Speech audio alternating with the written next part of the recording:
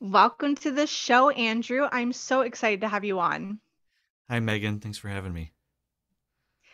I would love if you could give a little bio of who you are and where in the world you are currently joining me from today. I am currently in Nashville, Tennessee, and my my little bio will just stick with what's happening right now. I am the author of this book, Awaken to Your True Self: Why You're Still Stuck and How to Break Through. And I am the director at the Center for Cinesomatic Development. And I founded a healing therapeutic approach called the Cinesomatics, and that uses video, movement, feeling, and feedback to help people see the subconscious, unconscious stories, myths, archetypes, shadow material that runs their life. And so I do workshops, I do retreats, I do uh, private private coaching programs, the whole kit and caboodle to help people get unstuck and have a very functional, loving, wonderful life. I would love to back right up to the start of your journey because I was reading your bio online and it looks like, I feel like maybe you were in like the tech industry before. Like, what led you down this path? And was there like a catalyst in your life? Have you always been interested in it? Like, what got you here? Yeah, so the I when I was 18, I wrote a particle and physics engine, which basically made special effects. It was a special effects program. And so I wrote that software from scratch. I ran that whole business. I had two versions of that program. And I ran that company for about 7 years. We had Fortune 100 clients: Disney, Samsung, Whole Foods, National Science Foundation, lots of people. And that was my foray into entrepreneurship. But there's no healing or anything like that in there. So, where did that come from? Well, when I was young, about 5 or 6 years old, I had warts on my fingers, on this hand mostly. And that set into motion a lot of bullying and teasing. And so I struggled a lot as a child, an adolescent, and teenager socially and with self esteem. And I was bullied, and I would sit alone in lunch, pick less in gym class, tripped, and my books go everywhere. And um, pretty much everything you've probably seen in those like 80s and 90s teen movies was actually my life. And it was really tough on me, and I took it personally, and I certainly played the victim. I was a victim to the bullying, but I really, in retrospect, looking back on it, really just identified with that, and it created a lot of suffering. Um, my there was some drama in my home life. I was very blessed to have parents that loved me and took care of me.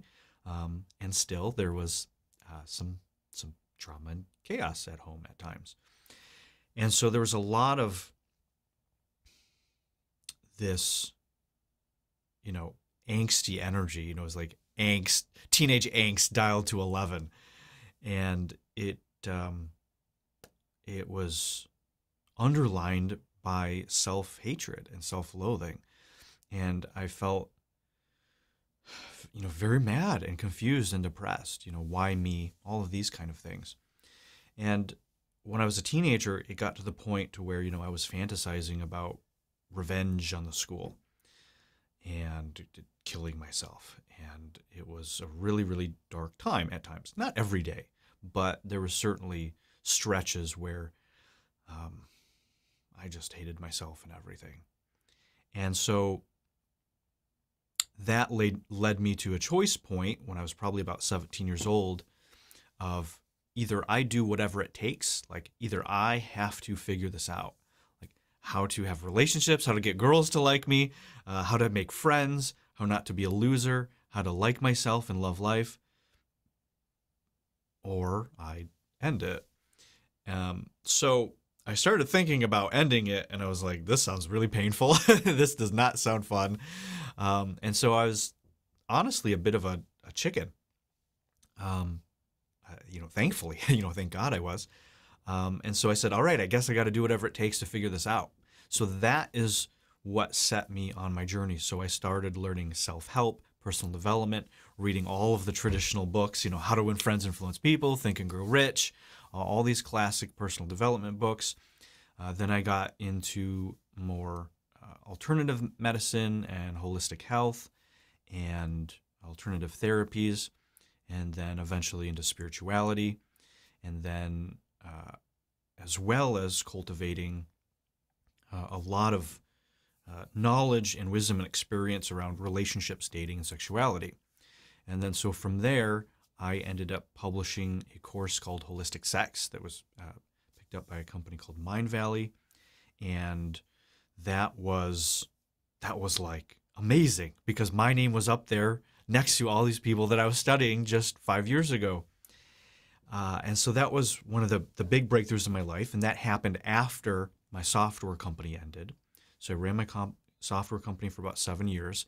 While I was doing that, I was learning this self-help, personal development stuff, and I was healing myself. I was healing all of that stuff from the first 20 years of my life. And eventually, that led to the course I just mentioned, and my software company sort of shut down.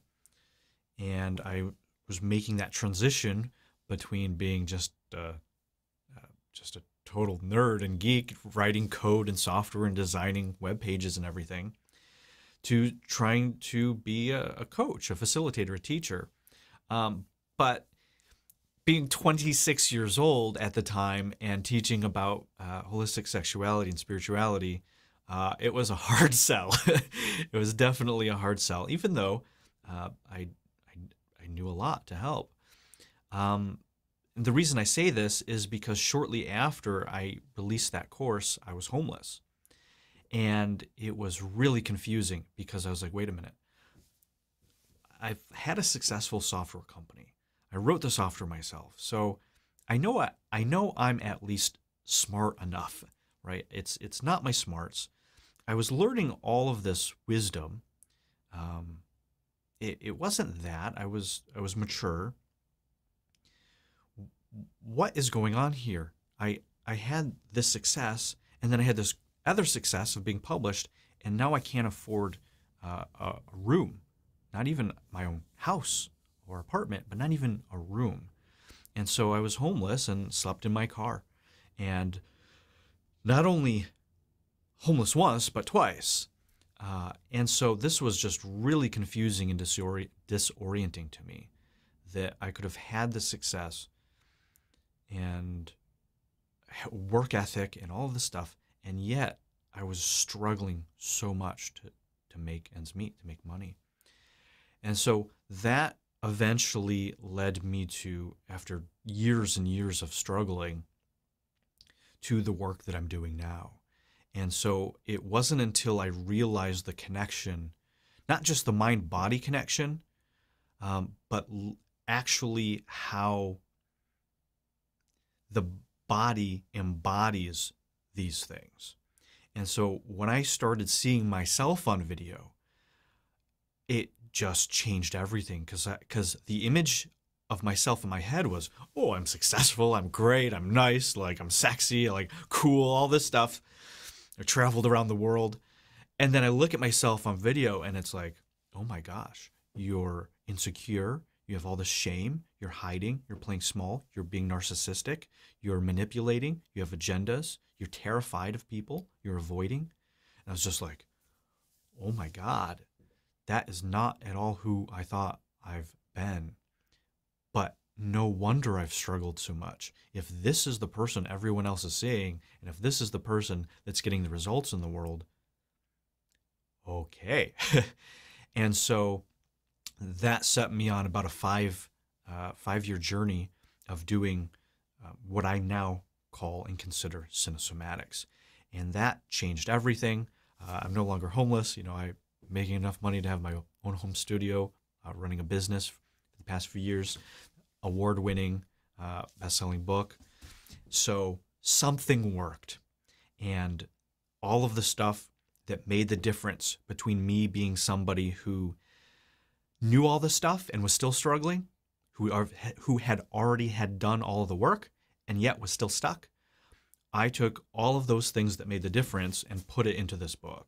And I think that's why it's been such a hit, because it's a lot of stuff that most people who have already done the work haven't considered and don't know. And so that leads me to here today, sharing this stuff that has helped me and has helped hundreds of other people. Well, I want to take a moment and just thank you for sharing your story. It's absolutely incredible. And it just, thank you for being so raw and vulnerable. And I'm curious, you said you were like reading the self-help books, you were doing all the books, reading all the things. What was that first piece where you started to realize that you were stuck in this kind of like victim mentality, in this like you're the doing thing but you're not taking action, like I feel like we all know those people who like read all the books, they do all the things, but they're not taking the action to actually move forward. Do you remember what that first like actionable thing was that you did that started to move the needle forward? There's been a few of them, Megan. The first one would be I was taking a training. I was 21 years old. It was a few years after starting the self-help books. And it was like a 2-month long training. I did multiple levels of practitionership and trainer and all this stuff. And it was like one of the things in the first few hours on the first day that changed everything. And that was this concept of cause and effect. But not cause and effect in the way we normally think about it, but cause and effect as in how you're centered in the world. Are you at the effect of your environment in the world, or are you the cause of your environment in the world? And that, something so simple, something so basic, was never taught to me.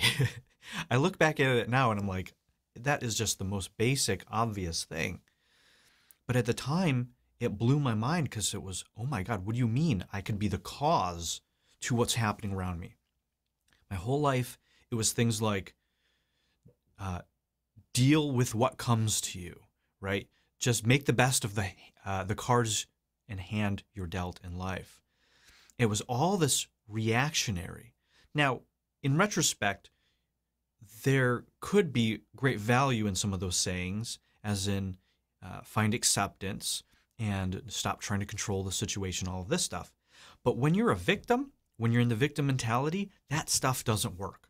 That just enables the victim mentality to continue. So that was the first spark. That was the first light that showed me, oh my God, I've been at the effect of everything in my life. In other ways to say that, I've not taken responsibility for anything. I didn't quite say it then like that, but it was, oh, what if I'm the cause to my life?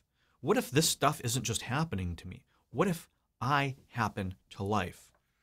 And so that was just one of the most basic, but one of the biggest turning points in my journey. Go ahead.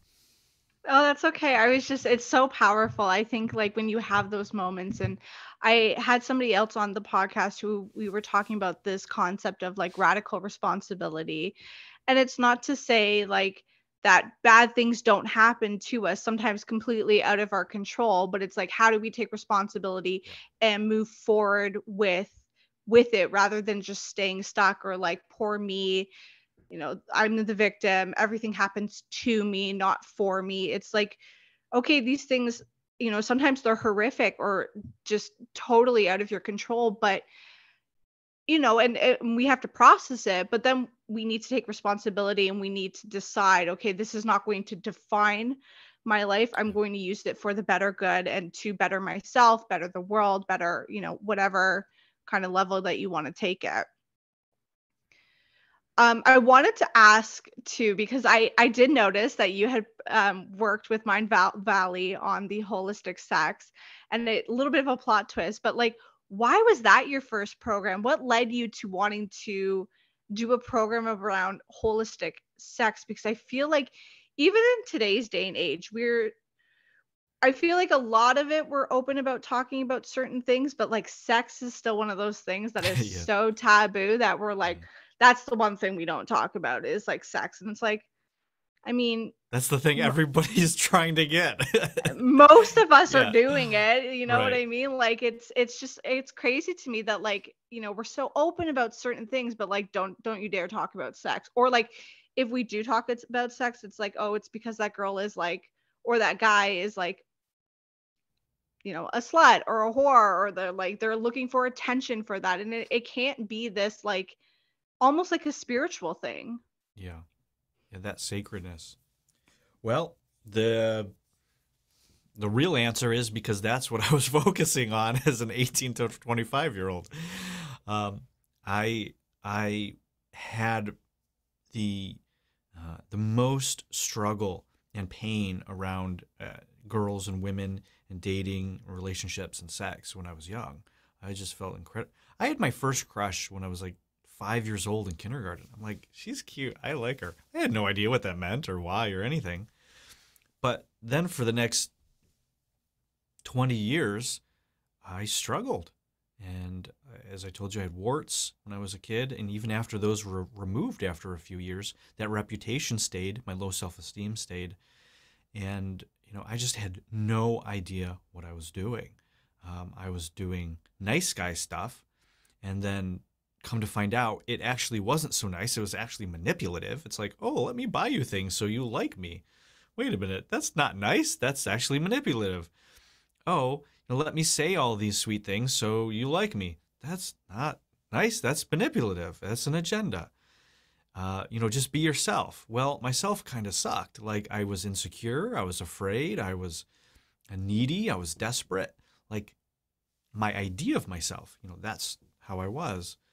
And it just didn't work. So my biggest pain ended up being the thing that I focused on the most. And so I studied everything from the weirdest, creepiest, oddest uh, stuff to the most esoteric, spiritual, enlightened stuff. I was like, I can't have any taboos here. I can't judge any of this because I have no idea what works and what doesn't. What I see in Cosmo magazine, what I see on the front pages of Google, what I see being pushed out into the world doesn't work. That's not the actual thing that gets results with women. In or out of the bedroom. And so it's like, all right, this guy says that you can say words that are arousing. Really? You could just say stuff and it's going to turn a woman on? And then I was seeing other stuff of like, oh, there's energetic stuff. There's this beautiful divine presence in the other. And if you really have intimacy and connect with them, it's not just pleasure. It could be this ecstatic, beautiful spiritual union. The hell is that? Nobody's ever talked about that. I thought spirituality and sexuality were the complete opposite, right? Religion and sex were in opposition to each other. And so that's why at the time, the subtitle of it was Merging the Dirty and the Divine, merging the spirituality and the sexuality. And through this whole process, I realized, oh, these don't have to be two separate things.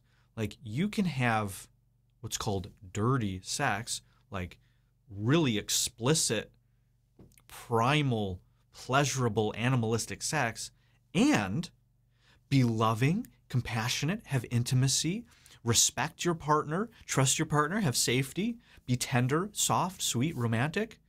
You can have all of that together. And in fact, that's actually what works the best. And then on the other side, it's not just being sweet, nice, tender, romantic, and everything. There's an energy there that's that primal animalistic energy. And so I realized, wait a minute, this is conflicting. Like, you have all these women saying, oh, be nice. All right, well, then I'm nice. And that doesn't work. And then you have the guys and, the porn industry saying it's just all this hardcore stuff. And it's like, that doesn't seem very fulfilling. And so I realized there was this huge schism. And then there's also the schism between men and women, the masculine and the feminine, the battle of the sexes, the war between man and women. I'm like, this makes no sense. Men and women want to come together and be husband and wife, boyfriend, girlfriend, or whatever it was. Why do we hate the other? Why are we competing with the other? Why is there a war and battle between men and women when that's the person you want to love you? It just was not making any sense. And so I had all of these limiting beliefs and traumas, and I was rejected tremendously, and I realized there was all of this pain and all of this healing that needed to be done. That I got the most results with women when I was just confident and compassionate and sexy and dominant, and I was leading and I was creating a safe space. There was no tactics in there. There wasn't no pickup lines. There wasn't any of this stuff. And so that made me realize, oh my gosh, one of the most important things in relationships and sex is healing. Oh, because I was projecting my traumas, my pains, my past experiences on these new women. That's not fair. And that's also very dysfunctional, because I would be insecure. I would be afraid. I was like, oh, that is so much more important than anything I could do or say or tactic or technique or strategy. And so I realized, well, this isn't just for me and men, that women are experiencing all of this too, just either inverted or different, from that own perspective. There's a lot of things that women were experiencing that as a man, we never even think of. And when I started realizing what those were, around safety and this kind of stuff, or not being satisfied or not even having orgasms or pleasure, I was like, wait a minute. And so I started learning that, like, what's going on with them. And then that just made my success and my ability to satisfy and fulfill them so much better, because I could understand it. So I took all of this stuff and put it together and said, there's more than just tactics and techniques. There's healing. There's even some theory, right? Some theory of understanding, well, what creates that sexual tension and attraction between men and women? Oh, well, there's this thing called sexual polarity.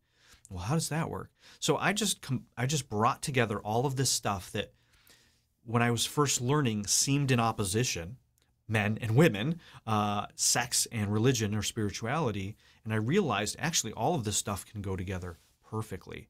And so I created this to help not only inspire and educate people on this, but to also help them heal this stuff that got in the way between the love, the pleasure, and the relationships, and even spiritual relationships that they desired, but in society is so taboo to talk about. So that was holistic sex in a nutshell. No, I love it so much because, yeah, I think when you think of like sex and then spirituality, or, you can kind of look at it as like religion. It's like so many religions are like, don't, if you're going to have sex with someone, it's got to be your partner for life. You're not supposed to, like, there's almost like you're not supposed to have enjoyment in sex unless it's with that person that you've committed your life to. And it's funny because a couple of things that you were saying that resonated with me is like, one, I'm in the yoga space. So it's funny how like the moment I put out something, like I remember doing a couple of like beach yoga flows and people came at me so hard. Like, how dare you call yourself a yogi?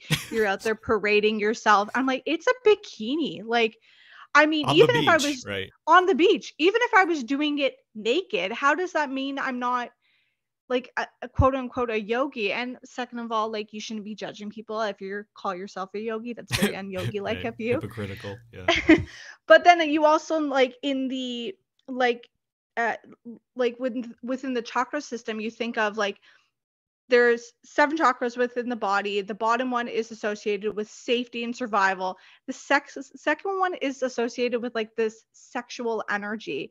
And if both of those aren't functioning to the full capability, the rest of the chakras essentially, it's not like they don't exist. I like to think of them as they're a little bit sluggish. So Yeah. in order for us to be able to live like our best life, if you will, those have to be addressed. And I feel like a lot of people don't think of healing themselves like from like a sexual nature. It's just like, oh, like I don't have orgasms, I never have, Yeah. never Yeah. will, like Yeah, it's, I and know. it's like that's like the greatest thing about having sex is like this idea of like this energetic release and embodiment. And yeah, I feel like if you can't enjoy sex, or if you feel bad about it or dirty about it, like there's just no way that you can live to your highest potential.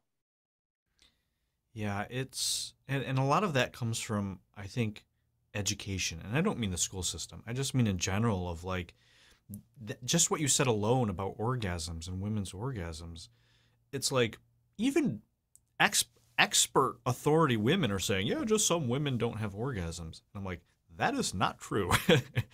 I've experienced it firsthand. I've been with many women who I don't know, giving, facilitating, allowing, inviting, however you want to say, however you want to call it. Um, first orgasms and different kinds. And it blew my mind too. I was like, oh, I had no idea. So I think there's just an incredible ignorance that comes even in the scientific community is very ignorant. It's very puritanical. It's like some religions you talked about, and there is also the um, reaction formation to all of that suppression of puritanical, where people then go out and go do the opposite, right? So they become too promiscuous. They actually endanger themselves and other people. And then that comes from, well, whatever it could be. And so there's just all of this stuff that requires healing, and it's not bad.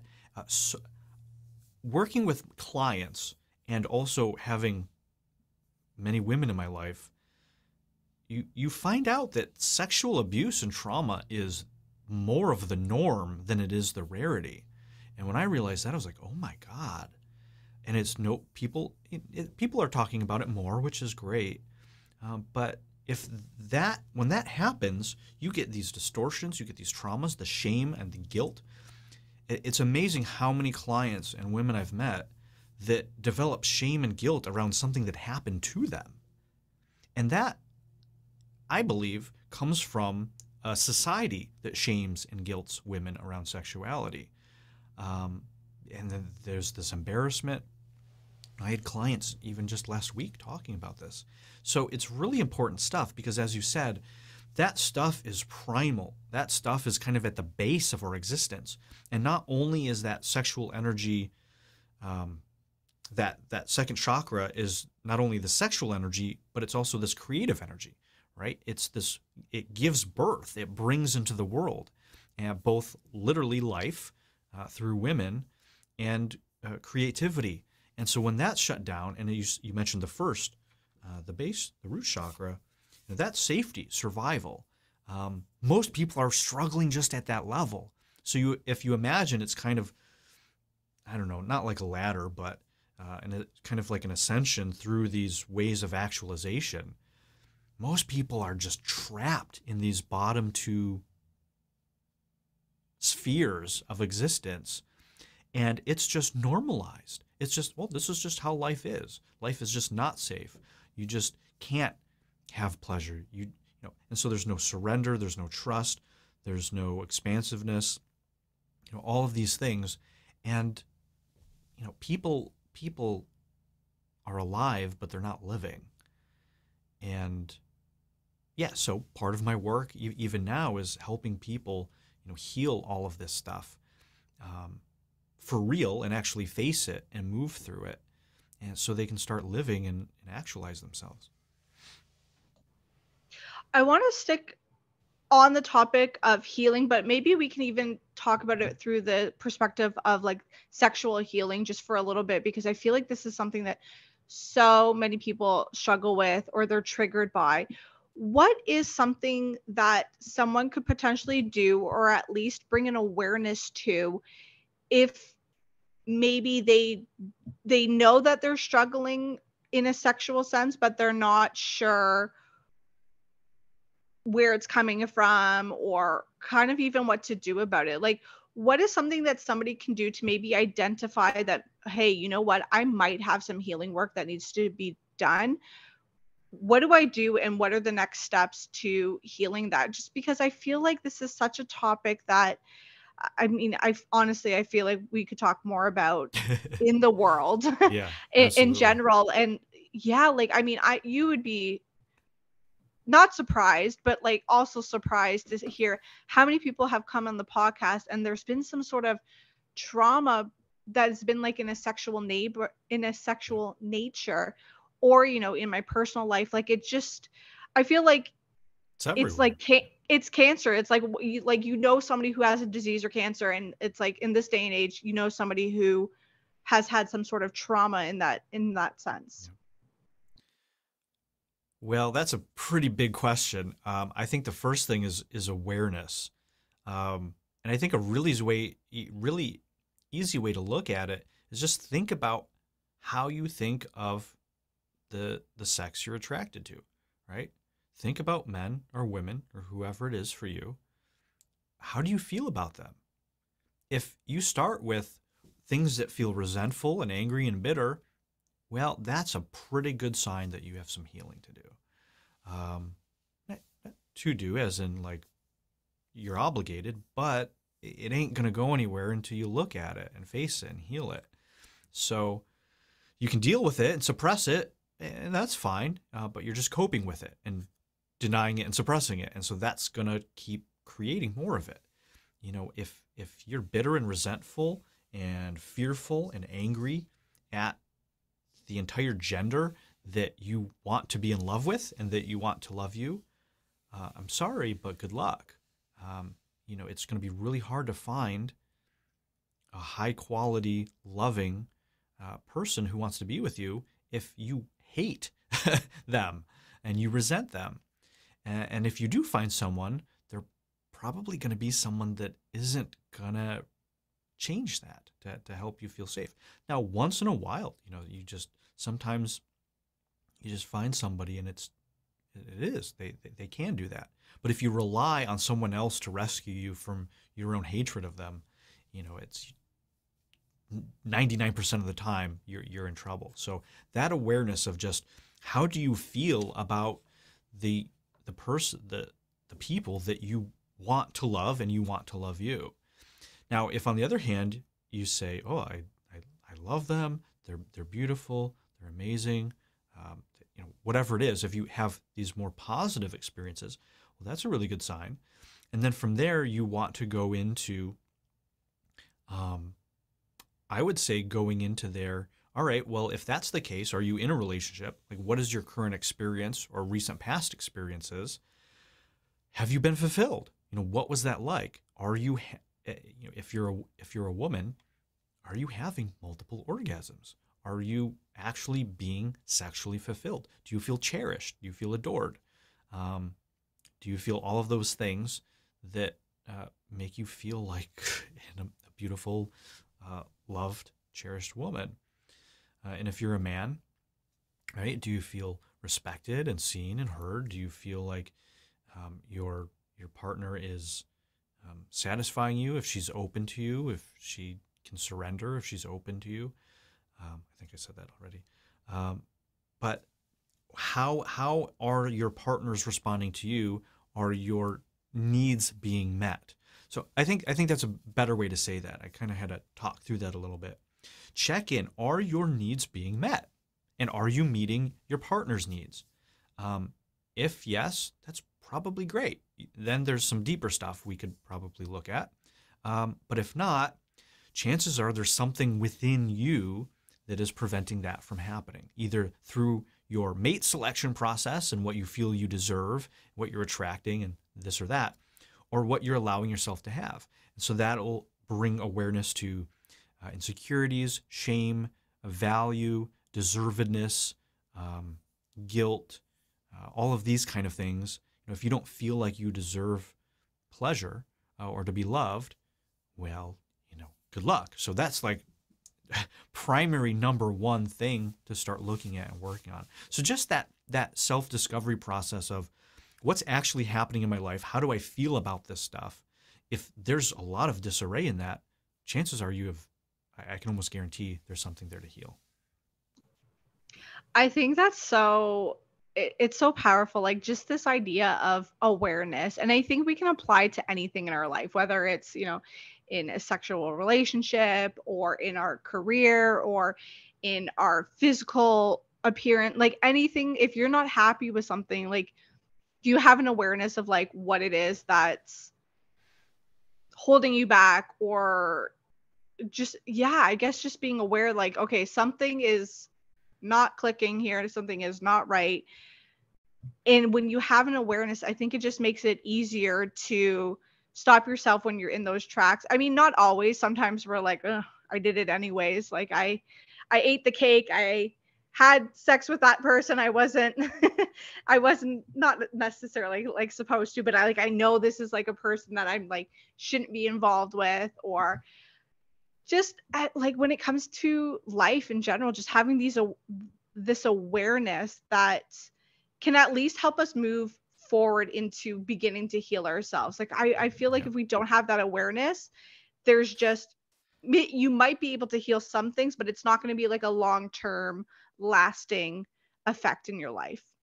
Yeah, even in my book, I say, I have whole processes, lined out on how to do this stuff.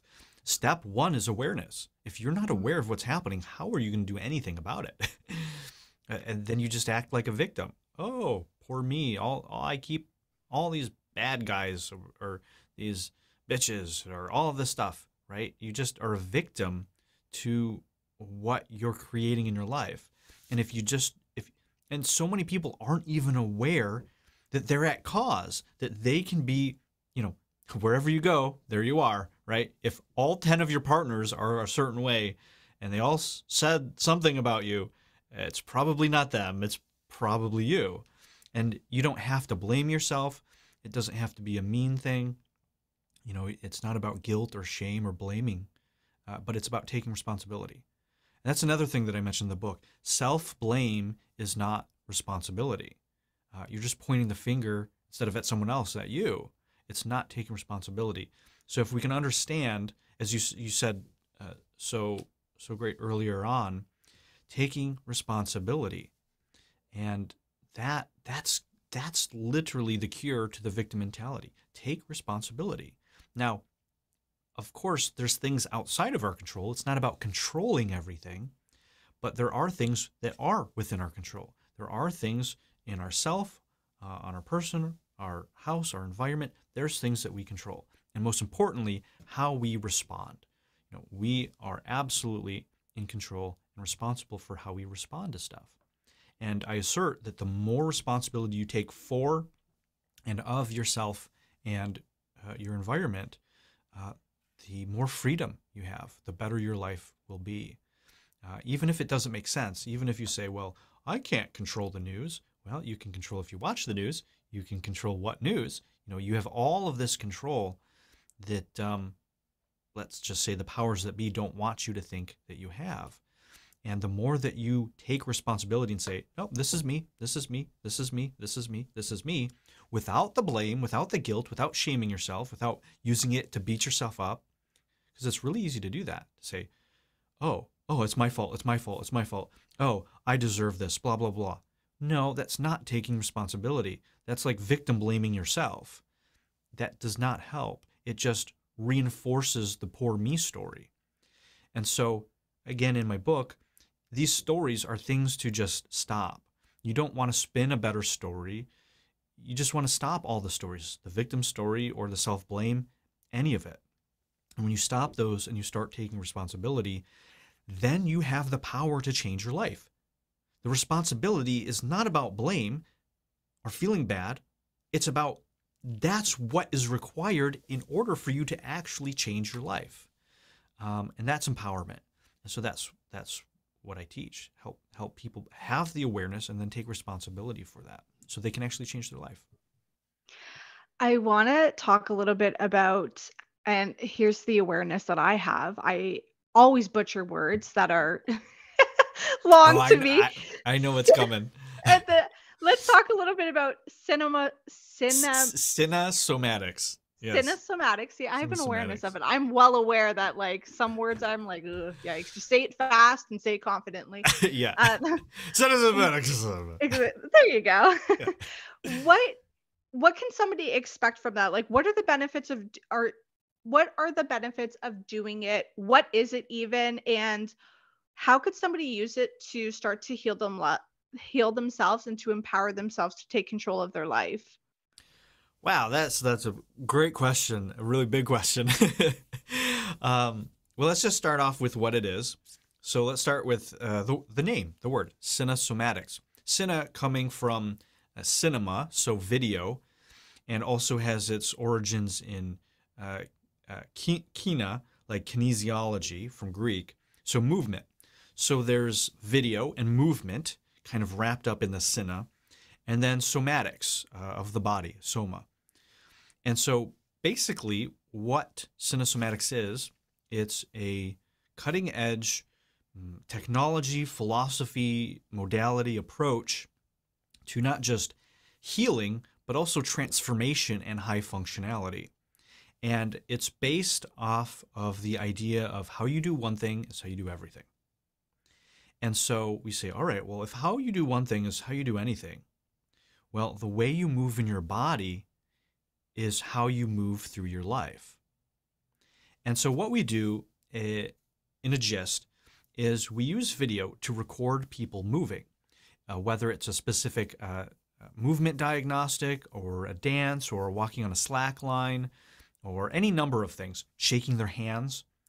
We record this and then we sit down and we play this recording back. So you have a replay of the movement using very high-end cinema equipment. And I start giving feedback about what I see. Now, what makes this different than everything else is that you have this video to see in yourself all of the stuff I'm saying. So it's very confronting, but it's also very revealing. It's not just trusting me as some expert or guru or authority. Now, I really know what I'm talking about, and I have a very clear reflection with the feedback. However, the video is night and day, even more clear and reflective, because you get to see it in your own body. It's not just taking my word for it. You actually get the proof in your own body. So for a lot of people, it's very challenging and confronting because they're seeing stuff in themselves that they've just spent decades. I have people, very, very well aged that have 7 to 8 decades of all of this stuff. They've done spirituality, self-help, healing, whatever, to try to get rid of, to hide, to cut off, to ignore. And this work is not about that. This work is about integration. We want to integrate and face and feel and heal everything, even the shadow. So the movement, what it does is that it reveals through the body the stories, the myths, the archetypes, the shadow material, the hidden blocks, the worldviews of the person, but not through talking about it, but through moving. So it's very quick because we don't have to spend 3 years talking about what's going on in your life to see what's really happening underneath. The movement reveals it in seconds. And so it's very accelerated, but it reveals things that nothing else can. And you get to see it on video. So that is essentially the process, the technology aspect. There's another aspect of it where it's not necessarily a rational process. So I'm not looking at body language. A lot of people just say, oh, you're just interpreting the body language. No. What I'm doing is actually feeling. So I'm not in my head analyzing. I'm in my body feeling this symbolic data that's coming through the movements. It's this unconscious data that most people have no idea is there and is happening. However, I can see that. And then as I see it, and we have the video, I then take that unconscious symbolic data that comes through their body, and then it becomes conscious for them. Then they can see it. They can say, oh, do you see how you're martyring yourself? Do you see how here, when you think you're being nice, you're actually being pissy and passive aggressive? Oh, do you see here, when you're playing small, you're actually hiding out. Like you're actually tremendous. You know, you have all this beauty and light, but you're hiding out and suppressing this light because you don't want to outshine this other person.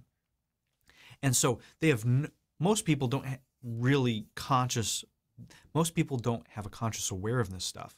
But when I say it and when they see it, they're like, oh yeah, that's my life story. And so literally in about 5 minutes of movement, I know pretty much more about them than their closest family members do. All of this stuff gets revealed. How much money they're making, how their sex life is, how their relationships are, how much money they're making, what their relationships are like with themselves and their spirituality, their worldview. All of this comes through. And then it becomes a process of unpacking that, facing all of those stories and doing the healing work. And that healing work also occurs through the movement practices.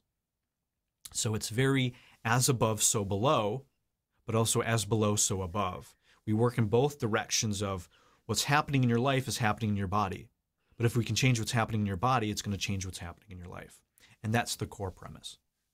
I love it so much. Like you're talking about it and I'm like, I want to do this. Like, and I'm also curious. I'm like, I wonder if you can tell things from me just sitting here. Uh, for me, it's Yes. been oh, seriously? Okay, Yeah. well, we'll have to talk about this after. Um, I I think because I've gone through stages of things like this, of being triggered, or like somebody says something to you and it's like it hits home for you so much that I like seeing the progression that I've made in my life from it. So for me, like I like being called out because it it also takes out kind of the guesswork of like what should I be doing and all these, Exactly. and like, Yeah. oh, you're literally given the answer. It's like trying to figure out finances or nutrition and you have no idea where to start, but then you hire somebody or you have somebody who's like, oh well, just like do this. This is what you need. And you're like, oh, like that takes out time, energy, money that Oh I would have yeah. invested into trying to just like figure this out myself and for my life. But like you said too, like it's like having an unbiased, I don't want to use the term therapist, but like a person who like, well, It's a no, this mirror. is Yeah. It's an exactly. unbiased, honest mirror Yeah. um, that is not codependent. Yeah, but there's, I have no judgment. So when I give feedback, as I talk about in the book, feedback is not an opinion. It's not a judgment. It's not right or wrong. It's not should or shouldn't. It's not good or bad. It's not advice. It's not an interpretation. It's simply a reflection. And I just simply say, this is what you're doing. This is what I'm seeing. This is what you're really feeling, even though you're in denial of it right now. And here's the proof. Look at the video. Can you see that you're feeling all the shame and guilt that you're in denial of, or you're manipulating, or whatever? It's not always the shadow material, but it tends to be that shadow material that's getting in our way. Yeah. Yeah, and as you said, it does save a lot of time. This work is about the equivalence is about a decade of spiritual and transformational work in about 6 months. So people spend their entire lives figuring out what's wrong with me. Why isn't my life working? Like I told you before, I have clients that are in their 70s and they've spent 60 years, Megan, 60 years trying to figure this all out. And in one session, I tell them exactly what it is. This is why your life is not working.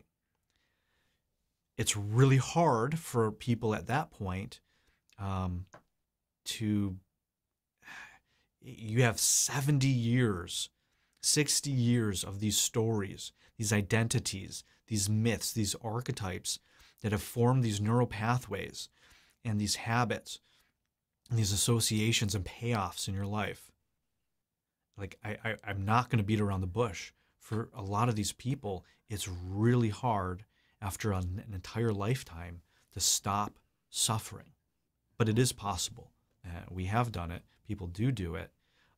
It just, it's like at 70 years old, are you willing to be a you that you've never been?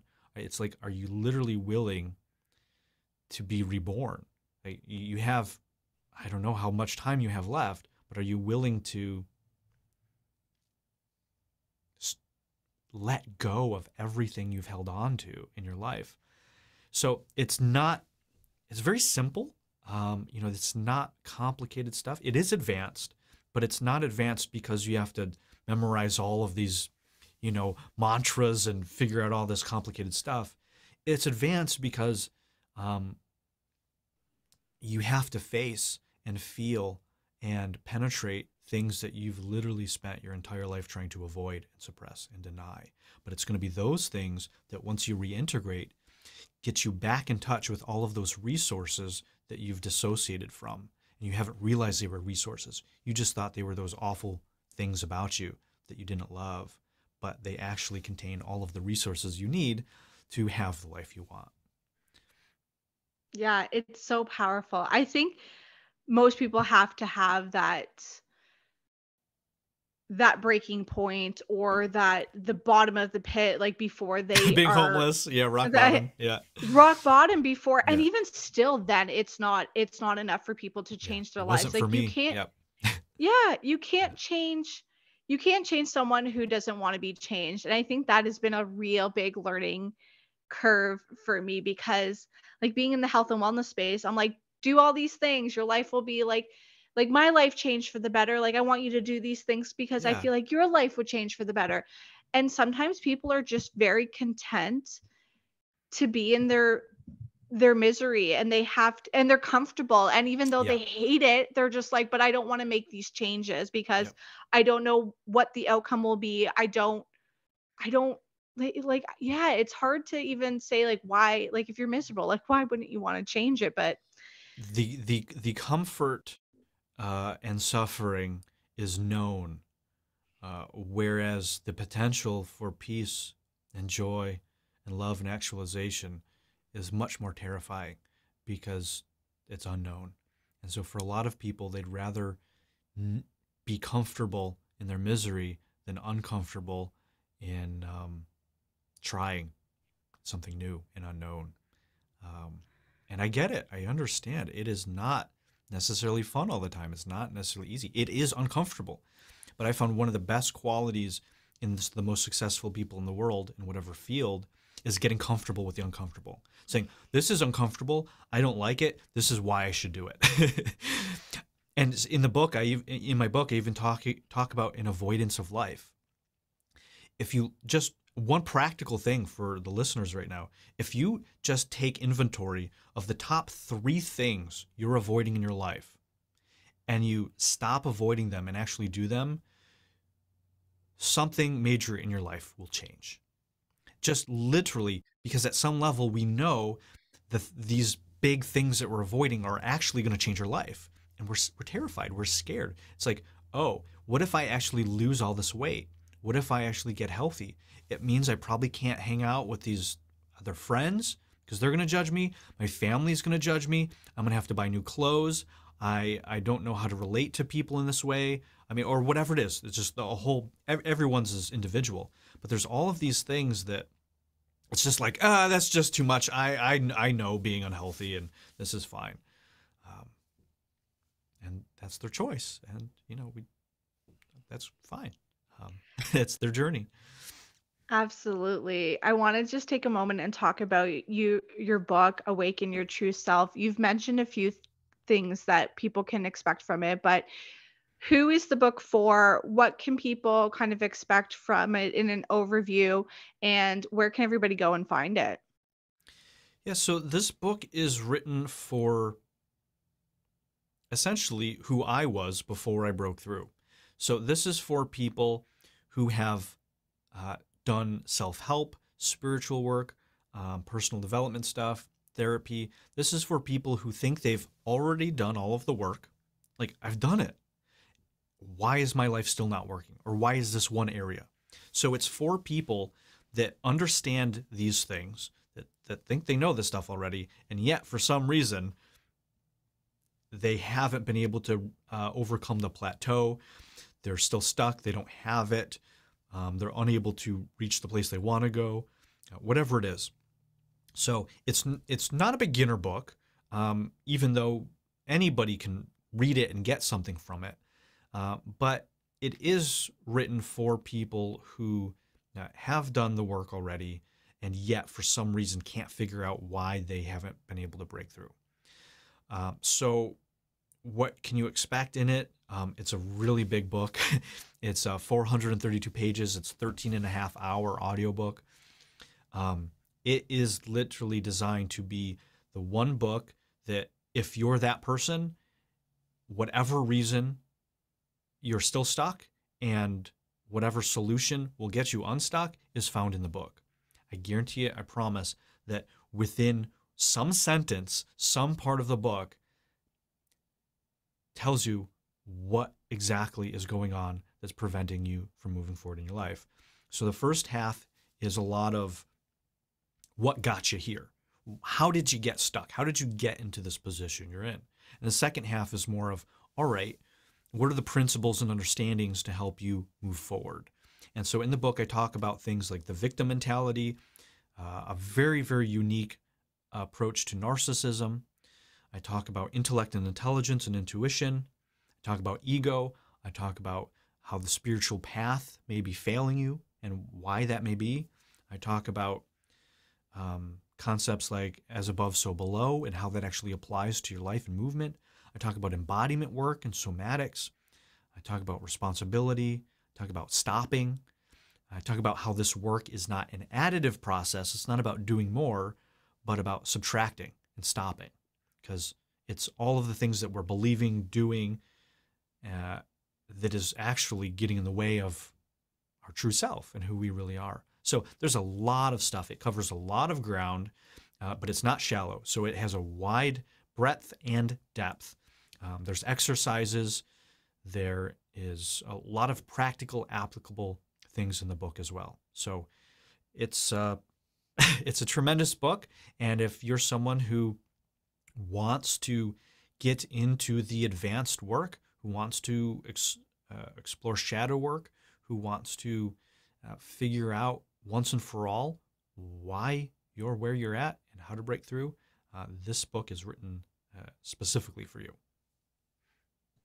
I love You can it get so it much. at my, and the last question, sorry. You can get That's it andrewdaniel.org on my website, Amazon, Audible, Google, Apple, everywhere.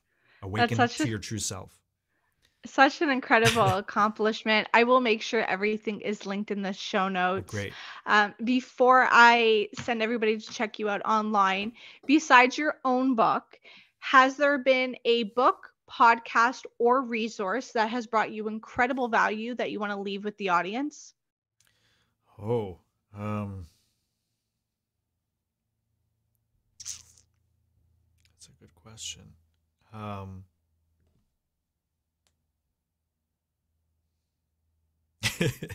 That's a good question.